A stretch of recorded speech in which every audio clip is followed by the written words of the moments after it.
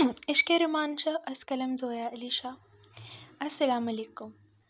आप हैं ज़ोया अली शाह के सेकंड चैनल यानी फ़िक्शन एंड फ्रेंज़ी नॉवेल्स पर, जहाँ पर इश्क़ रोमांचा यानी लम्से जुनून सीज़न 2 वॉइस ओवर के साथ अपलोड किया जा रहा है। उम्मीद है आपको पिछली तमाम एपिसोड की तरह ये किस्त भी पसंद आई होगी। लम्से जुनून सीज़न 2 अस्कलम ज़ोया अली शाह इश्क़ रोमांचा किस्त नंबर 8। ये किस्त नंबर 9 है। शाह फ़ोन सुने कब से रिंग हो रहा है। मीरब और शाह इशाल की प्रेगनेंसी की वजह से अपनी नींद ही नहीं पूरी कर सके थे। इशाल ठीक थे और इसके पास ज़किया थी और नर्स मौजूद थी। शाहज़ेब और डॉक्टर हुमा को अलविदा करते हुए शाह और मीरब अपने रूम में आ गए। शाह तो बेड पर लेटते फ़ौरन ही सो गया था, मगर मीरब अभी तक जाग रही थी। वो अपने बेटे के बारे में सोचते हुए खुश हो रही थी और सोच रही थी कि वह राइम से मिलेगी। वो शाह के सीने पर सर रखे शाह की मजबूत हिरासत में सो रही थी, मगर मुसलसल बजती बेल मीरब को बेजार सा कर दिया था। इसने सोचकर शाह को उठा दिया कि वह रात के इस पहर अगर फ़ोन आ रहा है तो कोई ज़रूरी काम होगा।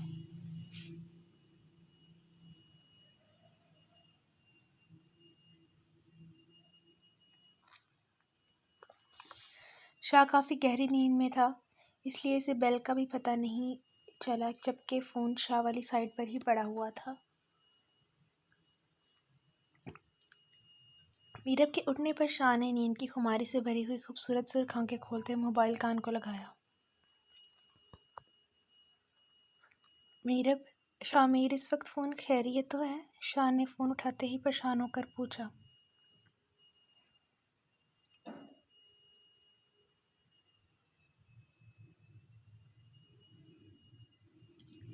शामिर की घबराई हुई आवाज़ सुनकर शाह बेड ग्राउंड से टेक लगाकर बैठ गया। क्या हुआ है राइम, ठीक है? शाह के चेहरे पर शदीद घबराहट तारी थी। राइम का नाम सुनते ही मीरा भी एक झटके से उठकर बैठ गई। वो दिल में खुद दुआ कर रही थी कि इसका राइम ठीक हो। कितनी मुश्किल से तो इसे ऐसी खुशखबरी मिली थी जिसकी इसने उम्मीद ही ख़त्म कर दी थी। वो शाह के फ़ोन बंद होने का इंतज़ार कर रही थी। एक मिनट इज़ाब बनकर गुजरने लगे थे। अल्लाह का शुक्र है राइम बिल्कुल ठीक है। वहाँ पर हमारी इजाज़त के बगैर परिंदा भी पर नहीं मार सकता, इसलिए परेशान मत हो। या अल्लाह तेरा शुक्र। शाह ने गहरी सांस भरते हुए एक हाथ से फ़ोन कान को लगा रखा था, दूसरे हाथ से घबराई हुई मीरब को कंधे पर हाथ रखते अपने सीने से लगाकर माथे पर लब रखकर आंखों से तसल्ली दी कि राइम ठीक है। मीरब ने नम आंखों से शाह के सीने में सर छुपा लिया। इसके बालों में नरमी से उंगलियां फेरते हुए पुरसुकून कर रहा था। शमीर, खुदा के लिए कोई अच्छी खबर सुनाना। 2 साल से बुरी खैरी खबरें ही सुनाते जा रहे हो। रोमान यार, खबर बिल्कुल भी अच्छी नहीं है। बहुत मसला हो गया। सुल्तान हमारी सोच से ज़्यादा कमीना है। क्या किया सुल्तान ने? शाह सुल्तान को पता चल गया है कि हम मिले हुए हैं। हमने अज़हर खान को पकड़ लिया है।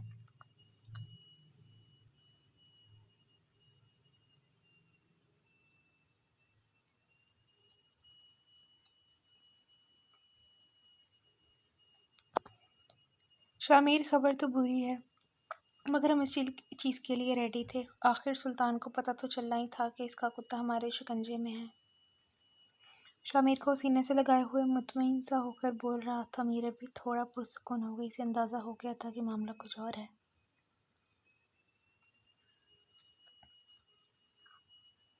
यार, बात अगर इतनी होती तो मैं रात की इस पहर तुम्हें फ़ोन न करता। शामिर की आवाज़ अब भी घबराहट सुनाई दे रही थी। रुमान, सुल्तान जान चुका है कि राइम को बचाना हमारे साथ देने वाला अज़हर खान की बीवी थी। इस बेगैरत ने रेशम को अगवा कर लिया है।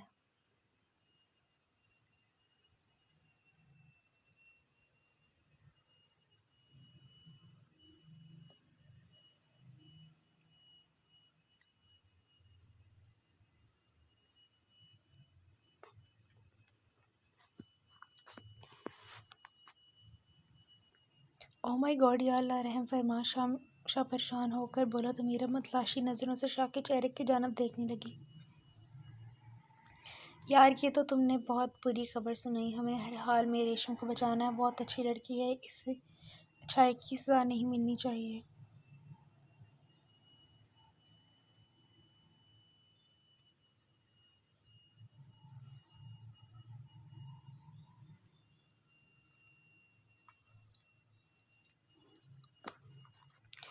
सच में रेशम ने शुरू से लेकर आखिर तक हमारा साथ दिया है। इसकी वजह से हम राय बिल्कुल ठीक और सही सलामत है, मगर सुल्तान की नज़रों में तो वो गद्दार है। वो इसका क्या हशर करेगा, ये सोचकर शामिर और रुमान शाह के रोंगटे खड़े हो रहे थे।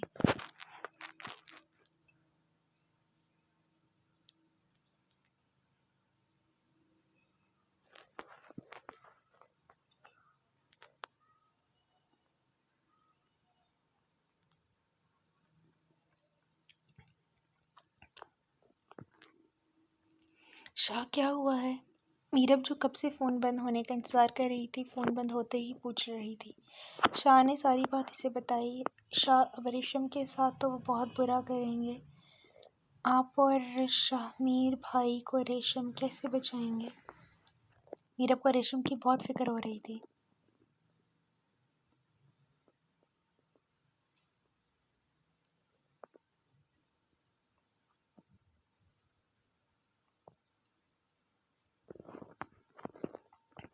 छोटी सी मीरब ने अपना दिमाग का पूरा इस्तेमाल करते हुए मशवरा दिया। मीरब, तुम्हें लगता है कि सुल्तान जैसे घटिया इंसान को इस बात से फ़र्क पड़ेगा, इसलिए शाल की कोई वैल्यू नहीं है। अगर होती तो कभी इसे घर में प्लानिंग के तहत ना भेजता। सेहतमंद मर्द तो अपनी बीवी की जानिब उठती हुई निगाहें बर्दाश्त नहीं कर पाता, मगर इस घटिया इंसान ने मेरे घर 9 महीने की प्लानिंग के तहत रखा हुआ था। इस बात से अंदाज़ा लगाओ कि इसमें इंसानियत नाम की कोई चीज़ नहीं है। इसमें इंसानियत नहीं, इसको धमकियों से फ़र्क नहीं पड़ता। इसकी कोई और कमज़ोरी ढूंढनी पड़ेगी।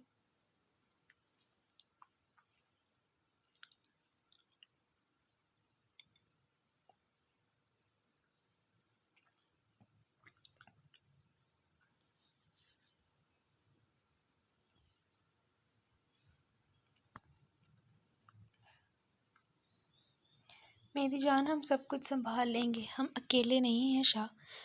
शाहज़ेब, अहमद, आसिम, हम सब मिलकर देख लेंगे सुल्तान कैसे निपटना है। मेरी जान के चेहरे पर मेरे होते हुए परेशानी की शिकन अच्छी नहीं लगती। शाह के होते मीरब को खुल के ज़िंदगी जीने का पूरा हक है। मीरब को सीने से लगाते हुए शाह तहफ़्फ़ुज़ का एहसास दिलाया। मीरब शाह की जान थी और इसकी आंखें उदासी शाह को अच्छी तरह देख सकता था। मगर शाह, वो गंदा इंसान है। वो गंदा इंसान आपको नुकसान पहुंचा सकता है। शामिर भाई के अलावा आप सब आम से सिविलियन शरीफ लोग हैं। मीरब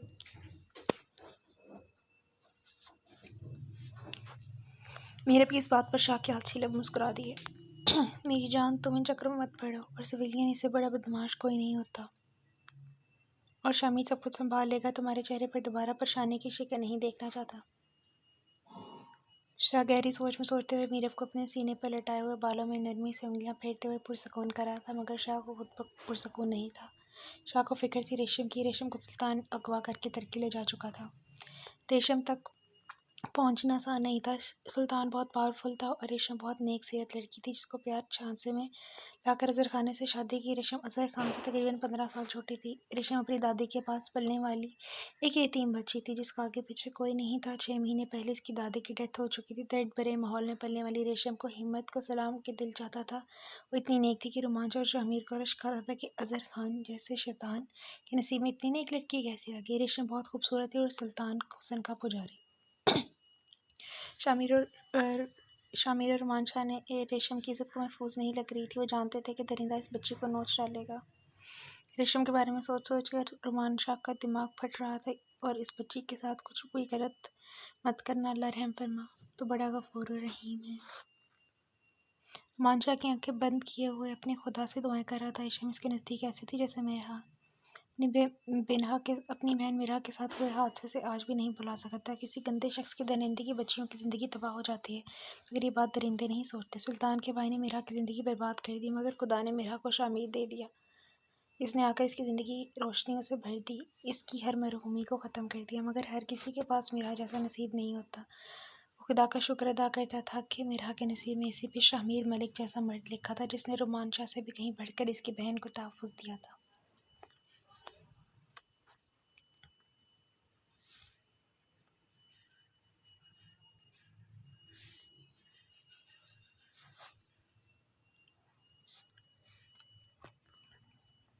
शाह की आंखें रेशम के लिए नम थी। ये सबूत था कि वो इसकी एक गैरतमंद मर्द था। हर औरत इज़्ज़त एक जैसी थी, पर वो इसकी सगी बहन हो या ना हो। वरना आज के दौर में मर्द अपनी बहन के लिए तो मुहाफ़िज़ बन सकते हैं, मगर दूसरों की बहन के लिए कुत्ता बनकर भौंकता भी है और काटता भी है और नोचता भी है।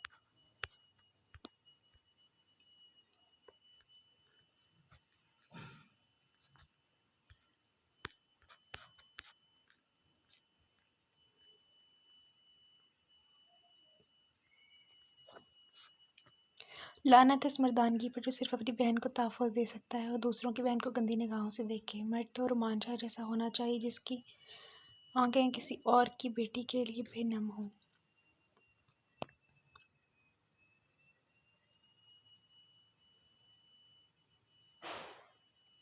आज का मर्द कहता है कि अगर औरत खुलेआम तंग कपड़ों में ना घूमे तो इसे कोई नहीं देखता। मैं नहीं कहती कि तंग कपड़े पहनो, क्योंकि हकीकत यही है कि औरत नाम है छुपाने का, खुद को छुपाओ, संभाल कर रखो। मगर गंदे मर्द की ये निशानी है कि बुर्के में लिपटी हुई औरत को भी गंदी निगाहों से ही देखेगा, क्योंकि गंदगी इसकी आंखों में, इसके दिमाग में, इसकी फितरत और सोच में होती है। और अच्छा मर्द तो वाइफ को भी इज्जत की निगाह से देखता है, क्योंकि इसकी परवरिश किसी नेक माँ, किसी मलका ने की होती है। और गंदे मर्द 5 वक्त की नमाजी औरत को भी लज्जत भरी निगाहों से ही देखता है। हर औरत गलीज़ नहीं होती, हर मर्द भी गलीज़ नहीं होता। नज़र अच्छी हो तो वाइफ भी मर्द को एक आम सी औरत लगती है। अगर नज़र गंदी हो तो 5 वक्त की नमाजी औरत भी मर्द को तवाइफ ही लगती है। मर्दों के सोचने का ज़ाविया बदल जाता है। आज के मर्द की सोच है कि अपने घर की इज्जत को छुपा कर रखो और दूसरे के घर की इज्जत को खुद भी देखो और दूसरों को भी दिखाओ और बोलो कि इसके देखो ये कैसी लग रही है, इसे देखो कैसी लग रही है। कमज़ोर मर्द की नज़र में इज्जत वाली औरत, एहतराम वाली औरत, सबसे नेक हस्ती सिर्फ इसके अपने घर की बेटियां होती हैं। नेक मर्द की नज़र में हर बेटी, हर बहन की वही इज्जत होती है जो उसकी सगी माँ, बहन, बेटी की होती है। नेक मर्दों की इसी और मर्द कहते हैं इस औरत की खुद हिफाजत महसूस करे, खुदा इससे डरे। ज़ालिम इंसान डरो ज़ात से गफूर रहीम है। रेशम अपनी इज्जत बचाने के लिए पागलों की तरह चीख रही थी।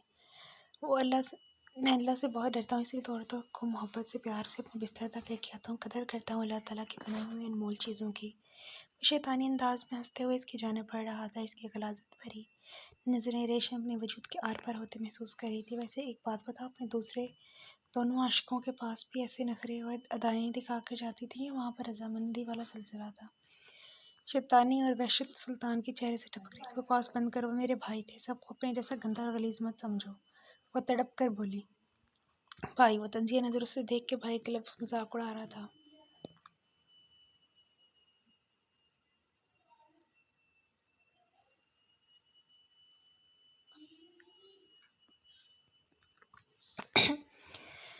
समझ सकता हूँ कि तू खुशी खुशी इसके बेड तक पहुँच गई होगी। कम तो एसीपी शामिर भी नहीं है, मगर कोई बात नहीं, मर्दानगी से मुतासिर होकर इन तक पहुँची होगी। बेफिक्र रहो, मैं तुम्हें भी खुश कर दूंगा। सुल्तान, तुम्हारी गंदी सोच इससे आगे भी नहीं जा सकती। दुनिया का हर मर्द तुम जैसा कुत्ता और औरतों की इज्जत करने वाला, रोमांचा और एसीपी शामिर जैसा गैरतमंद भी इस दुनिया में रहते हैं, जिसके नज़रों में औरतों के लिए खैर महसूस करती हूँ। बहुत अच्छा ड्रामा किया तुमने। चलो बताओ कितनी कीमत दी इन दोनों ने तुम्हें अपने शौहर से बेवफाई करने की? अज़हर खान जैसे शौहर के साथ मैंने बेवफाई नहीं की, मैंने सिर्फ सच्चाई का साथ दिया। अज़हर खान जैसा गंदा इंसान जो अपनी बहन को तक पहुंचा सकता है, इसके साथ इसकी कैद में रहते हुए मुझे घिन आती थी। इसके साथ रहते हुए हर रोज़ मरती थी। अल्लाह ने मुझे नेकी करने का मौका दिया तो मैं कैसे पीछे हट सकती थी? अच्छा पाकदामन औरत, तुम्हें बहुत शौक है नेकियां करने का। आज तुम्हारे इस शौक को हमेशा हमेशा के लिए ख़त्म कर दूंगा। वो गलाजत भरी नज़रों से इसे देखते हुए इसकी जानी पड़ते हुए इसके करीब आ चुका था। रेशम को अपनी इज्जत नीलाम होती नजर आ रही थी। भागने का कोई रास्ता नहीं था। उसके पास सिवाय दुआ करने की कोई इख्तियार नहीं था। दिल में खुदा दुआ करी थी ज़मीन फट जाए, उसमें समा जाए।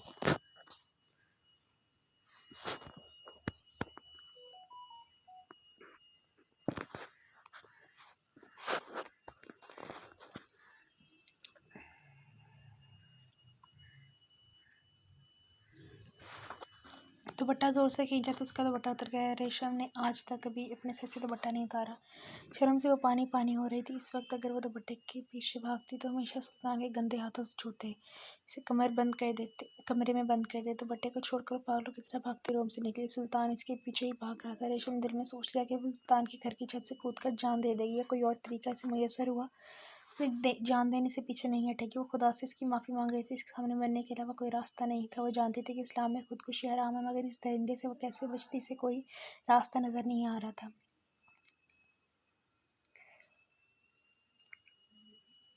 रोती हुई सीढ़ियों से ऊपर की जाने भाग रही थी। रास्ता किसी तरफ जा रहा था ये भी नहीं जानती थी। इस घर के रास्ते में से अनजान इज्जत मीरा, जल्दी करो, हमें नाश्ता के बाद निकलना।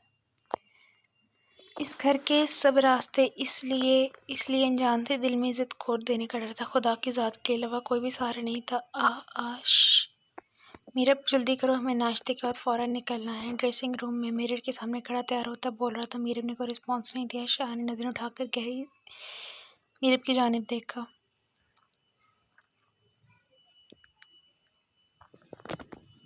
रोमांचा ने प्यार से उसकी कमर में हाथ रखते से अपने करीब किया और सोचती नज़रों से उसके चेहरे को देखकर जाना चाहा कि वो क्या सोच रही है।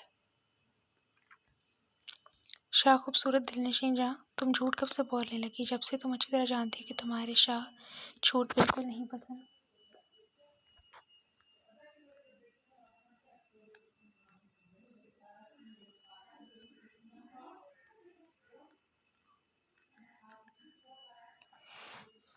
तुम्हारा शाह तो हमेशा से ही अपनी बात पर अटल रहने वाला है। अब अगर जवाब और सुकून दोनों एक साथ चाहिए तो जुबान पर लाओ, क्या सोच रही हो? शाह प्यार से मीरब के चेहरे को निहारते हुए गहरी निगाहों से देखा। शाह, वो मैं जी जाने शाह, तुम वो क्या? शाह, मैं ये सोच रही थी अगर आप मुझे राम के पास छोड़ेंगे तो फिर आप वापस यहाँ क्यों आएंगे? जबकि राम यहाँ नहीं होंगे तो आपका यहाँ क्या काम? आपको भी हमारे साथ रहना चाहिए। साफ लफ्ज़ों में मैं आपको शाह के साथ अकेला नहीं छोड़ सकती। वीरम ने जल्दे जल्दे कहते हुए बात ख़त्म की। इसकी मजबूत चौड़े सीने में सर छुपा गई। मेरा अच्छी तरह जानती है कि शाह की ज़िंदगी में कोई वैल्यू नहीं, मगर इस नज़रों से शाह को देखती थी और शाह को सोचती थी मीरब की जलन से इतना ही काफ़ी था। मीरब को शाह पर पूरा यकीन था, मगर शाह पर ज़रा बराबर यकीन नहीं था। शाह की जान अब भी शक की गुंजाइश है। तुम्हें लगता है कि मैं इस तरफ देखूंगा?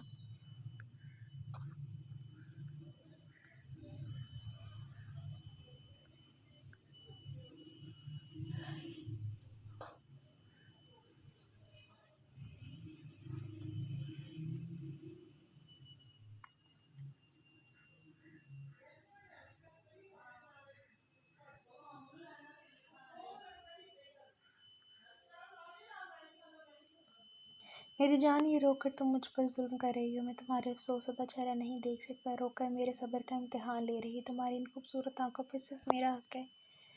इनमें सिर्फ मेरी ख्वाब होने चाहिए, मेरी चाहत होनी चाहिए। मुझे इन खूबसूरत आंखों में आंसू नज़र नहीं आने चाहिए। वो 2 सालों में तुम जितना रोना था रो लिया। प्लीज़ मेरी जान, मुझ पर रहम करो। मैं आपको इसके पास छोड़कर नहीं जाऊंगी। ये मेरा आखिरी फ़ैसला है। अगर आप ज़िद करके यहाँ रुकेंगे तो मैं फिर रोती रहूँगी, चुप नहीं करूँगी। वो ज़िद्दी अंदाज में बोल रही थी। रोमांचा की बट इतना ज़िद्दी होना तो इस पर सूट करता था। इसका गरूर चाहे जाना था। वो जितनी भी शाह को रोता पूरा फ़ायदा उठाती थी। जानिशा, प्लीज़, जितनी बार मर्ज़ी प्लीज़ कह दें, मेरा फ़ैसला नहीं बदलेगा। आप हमारे साथ जाएंगे। वो 2 टोक बोली। ठीक है मेरी जान का हुक्म, मगर प्लीज़ खुदा रहा इन खूबसूरत शरबती आंखों से आंसू जारी करना बंद करो। इन शराबी निगाहों में मेरा दिल डूब रहा है। Thank you so much. मेरा फ़ौरन से इसे मुस्कुरा उठी थी। थैंक यू संभाल कर रखना, थोड़ी फ्री हो लेने दो। थैंक यू को लबों से अदा करना, प्यार से कहते हुए झुककर नरमी से लबों का लम्स छोड़ते हुए कहा।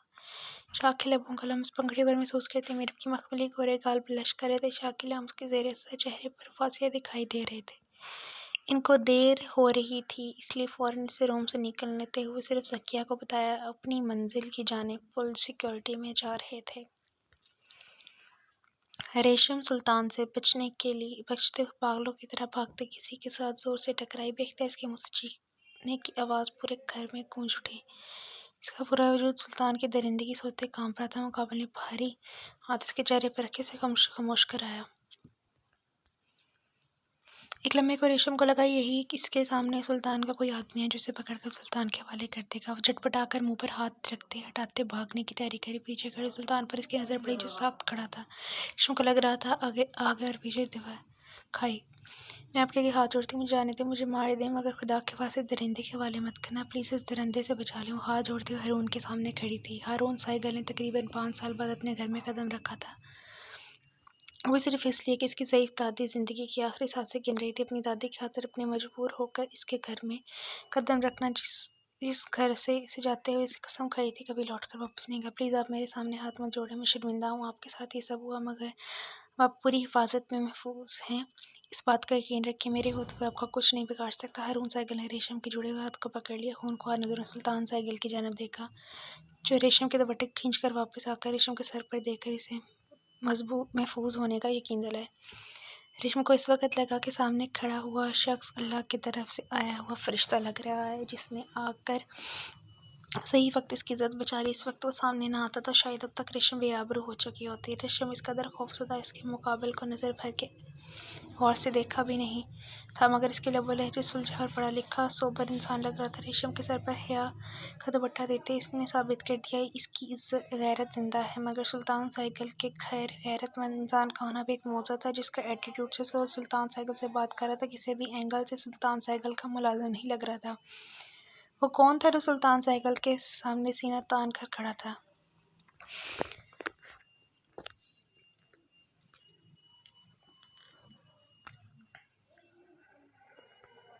वो बेशक खूबसूरत था और इसके नैन नकूश देख कर ये अंदाज़ा लगाना मुश्किल नहीं था वो सुल्तान साइकिल का करीबी है। इसके नैन नकूश कुछ हद तक सुल्तान साइकिल से मिल रहे थे।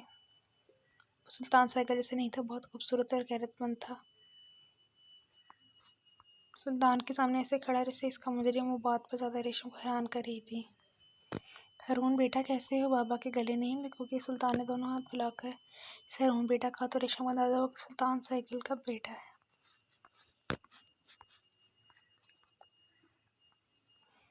वापस कभी नहीं आऊँ, कभी भी नहीं आऊँगा। मुझे आप जैसे रेपिस्ट हराम की कमाई वाले बाप के पास नहीं आना। मुझे नफ़रत है आपसे और मैं लानत भेजता हूँ आपकी कमाई पर। मैं खुश हूँ अपनी हक हलाल की कमाई पर, मेरी ज़रूरतें इससे पूरी हो जाती हैं। हराम की कमाई खाकर जहन्नम के नवाले आप अपने ही पेट में भरे, मुझे इनकी कोई ज़रूरत नहीं। बाप हूँ तुम्हारा, सोच समझ कर बोलो। हारून तो मेरी तौहीन करे। सुल्तान के सब्र का पैमाना लबरेज होने लगा था। मैं अपने बाप की तौहीन नहीं कर रहा कि खुदा ने मुझे इसका हक नहीं दिया। मैं इस शख्स की तौहीन कर रहा हूँ जिसके नज़दीक हक हलाल के बीच कोई फ़र्क नहीं है। मैं इस शख्स की तौहीन कर रहा हूँ जिसके नज़दीक औरत की इज्जत औरत जूती है, पाँव की जूती है।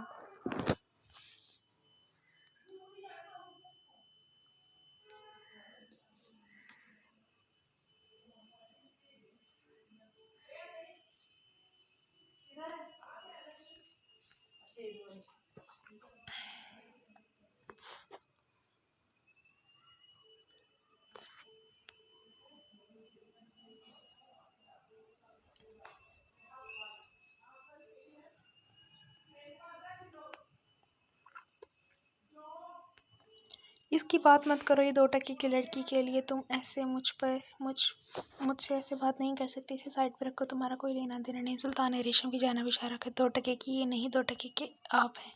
शर्म आनी चाहिए एक औरत के लिए, आपको ऐसे अल्फाज बोलते हुए। और मेरा हर इस औरत के साथ लेना देना है जिस पर आपकी गंदी नज़रें डालेंगे। मुझसे जहाँ तक हो सकेगा इस औरत की हिफाजत करूँगा जो आपकी गंदी निगाहों नज़र में हो रही है। और इस लड़की की जानिब गंदी निगाह से दोबारा देखने की जुर्रत मत कीजिएगा, इससे बहुत जल्द महफूज ठिकाने तक पहुंचा दूंगा। हारून ने रेशम की जानिब हाथ करते हुए कहा, कहाँ पे जाओगे? कोई ठिकाना नहीं, इसका ठिकाना फ़िलहाल मैं हूँ। सुल्तान ने शैतानी नज़रों से रेशम को देखा। इसकी फ़िक्र आप ना करें, खुदा ने किसी को बेआसरा नहीं छोड़ता। खुदा ने मुझे यहाँ तक पहुँचाया है, वो आगे का रास्ता खुद दिखा देगा। प्लीज़ आप मेरे साथ आ जाए। हारून ने रेशम को बड़े एहतराम से कहा था। रेशम खामोशी से हारून के साथ चल दी थी। इस पास सच में कोई महफूज छत नहीं थी। इस वक्त हारून अच्छा तहफ़्फ़ुज़ इसे कोई नहीं दे सकता था। सुल्तान हारून के सामने खामोश तो हो गया, मगर रेशम को गुस्से भरी निगाहों से जाते हुए देख रहा था। प्लीज़ चलें, मेरे होते हुए ये आपका कुछ नहीं बिगाड़ सकता। रेशम को घबराया हुआ देखकर हारून ने नरमी से कहा और घूर कर सुल्तान की जानिब देखा, जो मुसलसल रेशम को देख रहा था। रेशम को लेकर सीधा अपनी दादी के रूम की जानिब जा रहा था। उम्मीद है आपको आज की किस्त भी पसंद आई होगी और आपको हारून सुल्तान साइकिल का कैरेक्टर बहुत पसंद आएगा, क्योंकि ये मेरा one of the most favourite character है रुहान शाह और शामिर के बाद।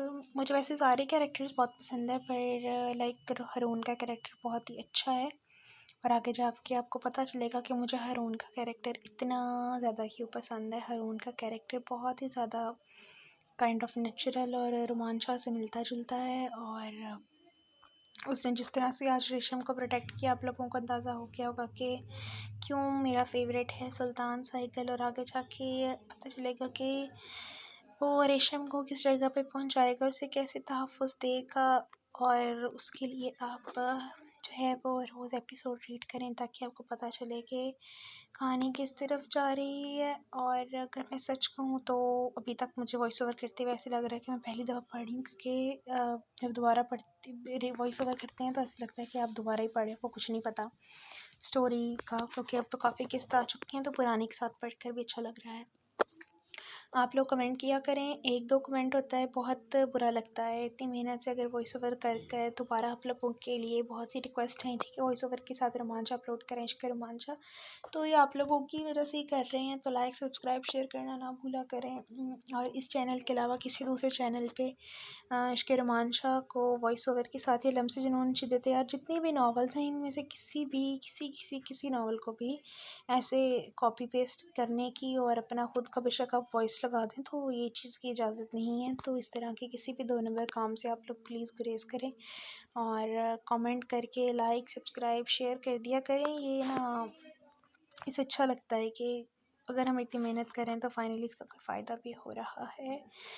और एपिसोड जो है वो होती तो काफ़ी लंबी है, क्योंकि मैं जो हूँ वो थोड़ा तेज़ वॉइस ओवर करती हूँ, इसलिए शायद आप लोगों को लगता होगा कि ना एपिसोड छोटी है या कुछ ऐसा, लेकिन एपिसोड जो होती है वो अच्छी खासी उसमें मैं स्टोरी कवर कर देती हूँ। जैसे कि मैंने आज रेशम और हारून का पूरा कैरेक्टर जो है वो उनकी स्टोरी वो कैसे मिले ये सारा इसी एपिसोड में कवर कर दिया, वरना मेरा था कि थोड़ा सस्पेंस रखूं, लेकिन मैंने कहा चलो आज के पार्ट में ही कवर कर दूंगी, क्योंकि एपिसोड थोड़े गैप के बाद आ रही है। कुछ जो पोस्ट करती हैं वो बिज़ी थी, कुछ मेरा गला ख़राब था, अभी भी आपको फ़ील हो रहा होगा कि मेरा गला ख़राब है। अपना ख्याल रखिएगा, लाइक सब्सक्राइब शेयर करना ना भूलें। अल्लाह हाफ़िज़।